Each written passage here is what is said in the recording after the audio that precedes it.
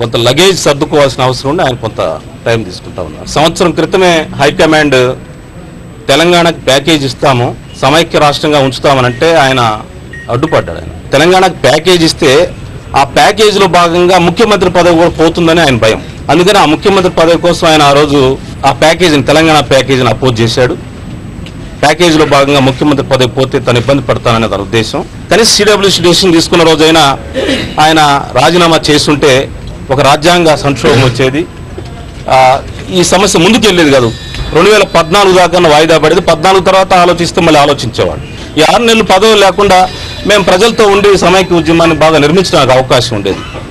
ఆయన ఆ ఢిల్లీలో తనకున్న ఆ పరిచయాలకు ఇచ్చిన మాట మేరకు ఆ రోజు రాజీనామా చేయకుండా ఇప్పుడు 6 నెలలు తీసుకొచ్చి ఇప్పుడు రాజీనామా చేయబోతున్నాను అని ఏదో అంటున్నారు. మరి ఇంకా అది కూడా నాకు తెలియదు. నాకు ఇప్పటికీ నమ్మకం ఉంది ఆయన కాంగ్రెస్లో కొనసాగుతారు. కొంతకాలం రెస్ట్ తీసుకున్నా, లేకపోతే కొంతకాలం వేరే వేరే కార్యక్రమాలు చేసినా భవిష్యత్తులో కాంగ్రెస్ టోపీ పెట్టుకొని మళ్ళీ కాంగ్రెస్ ఏఐసిసి నాయకుడిగా వస్తాడు. ఆయన పార్టీ పెట్టరు, సాధ్యమైనంత ప్రెస్ మీట్ పెడతారు.